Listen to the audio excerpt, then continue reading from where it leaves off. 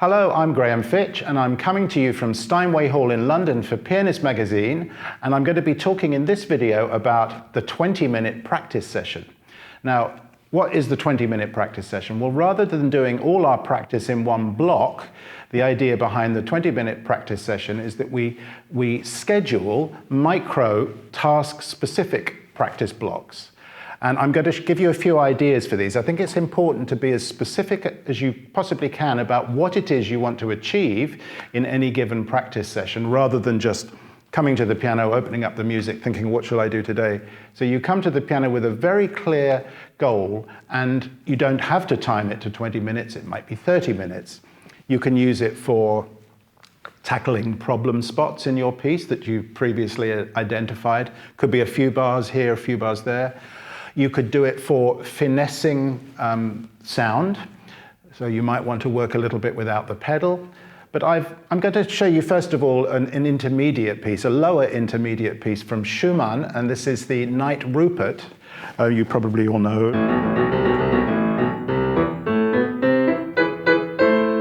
That's the beginning of the piece.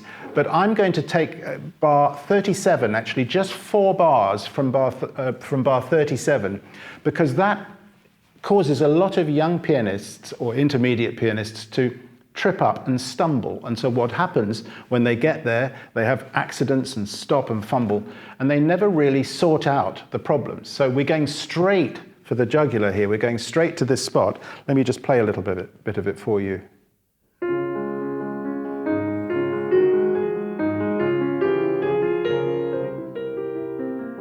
Just that little corner. So how are we going to spend time on that? What do we do? Play it over and over again? No. That's the whole point. We don't just play over and over and over. We're just going to disassemble this. So I'm going to start off by playing the right hand melodic line, and I'm going to do this as expressively as I possibly can, as though I were singing.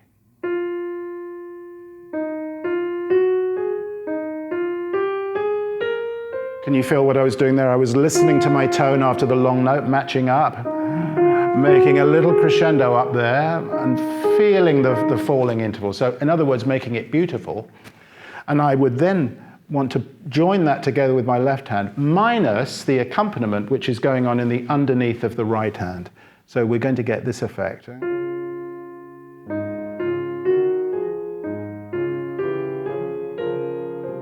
And of course I can do that super slowly if I need to.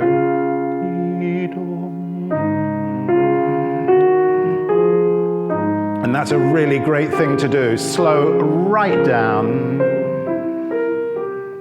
Now the temptation is to go on, but what we're doing is we're literally saying, no, I'm stopping exactly at that note and I'm starting at exactly that note.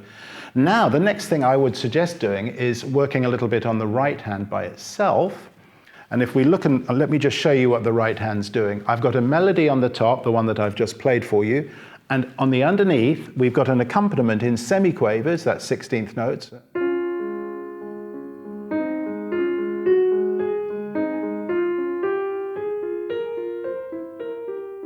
And you notice there that my underneath, my strong fingers have got to play super softly and super lightly, which is a tricky thing to do. I'm going to show you how I would suggest practicing that.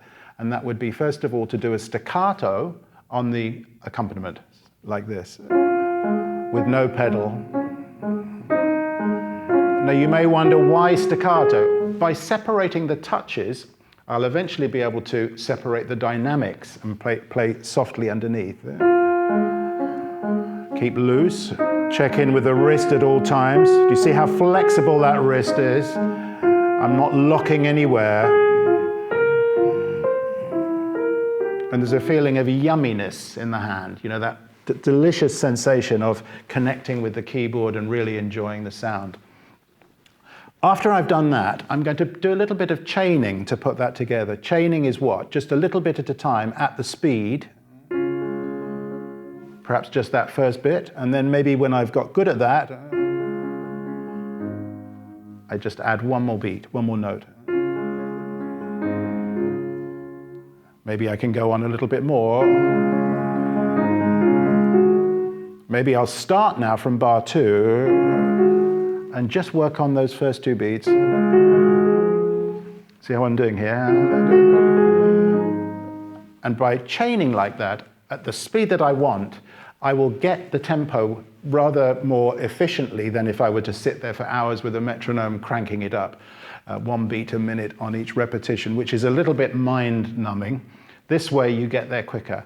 And I would do that, perhaps 2 or 3 practice sessions I'd need, maybe in the course of a week, before I could guarantee that that was going to be miles better, so that when I start from the beginning of the piece, bingo, when I get to that spot I don't stumble and fumble anymore. Here's another idea. A lot of people get muddled in the E-flat Schubert impromptu, that's this one. When they get to bar 25, suddenly we see all these flats and all these accidentals, and suddenly accidentals become accidents. So what I'm going to do is to come back to the speed of no mistakes, which is a formula for practicing slowly, where we avoid any error by literally taking it at this speed.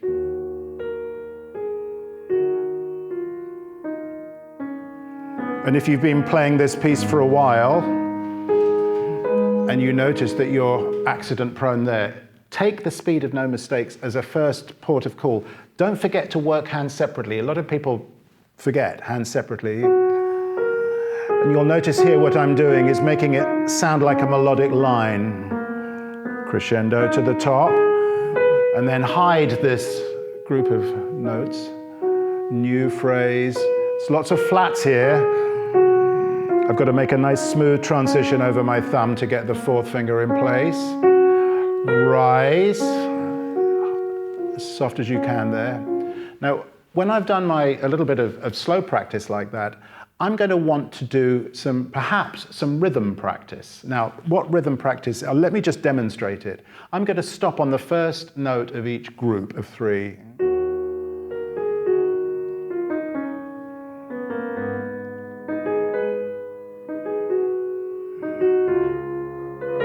This is really meditative.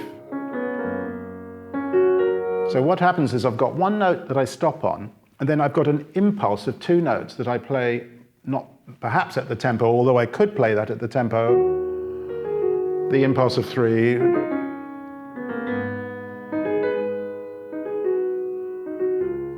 and by stopping, it gives me a chance to prepare what I've got to do next. Having done stops on each beat, I'm now going to put a stop on the beginning of each bar, maybe a little quicker. Wait as long as I need to focus and prepare what I've got to do next. Having done that, I'm going to mix up some slow practice and fast playing together, and I'll show you how I do this, how I might do this. I'm going to play 1 group of triplets slowly and 2 groups of triplets fast.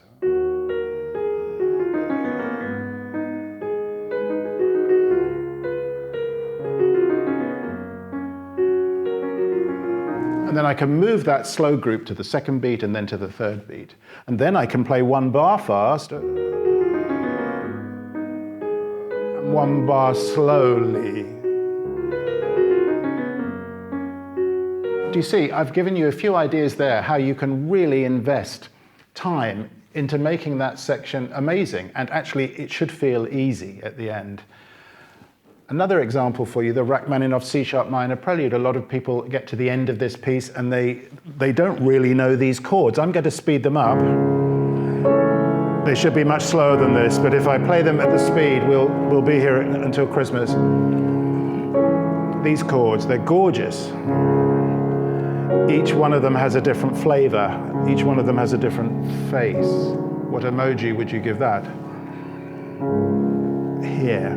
But you'd be surprised how many people lose their way just at the very end. So what could we do with chords? Well, we could land on, let's say, the outside of the chord, and then slot in the middle note afterwards.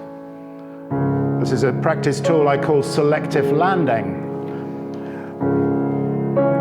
Tuck in the middle note afterwards. I could do that the other way around. I could start off with the middle note and then play the outer notes.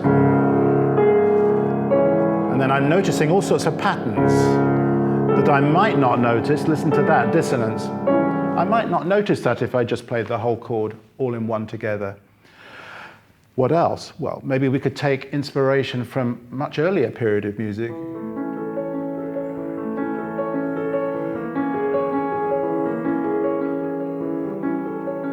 Be playful in your practice. Maybe I could take my inspiration from a famous piano concerto by Tchaikovsky and just play each chord in 3 different octaves. And if I can play it in 3 different octaves, it means I really do know in my fingers what's going on.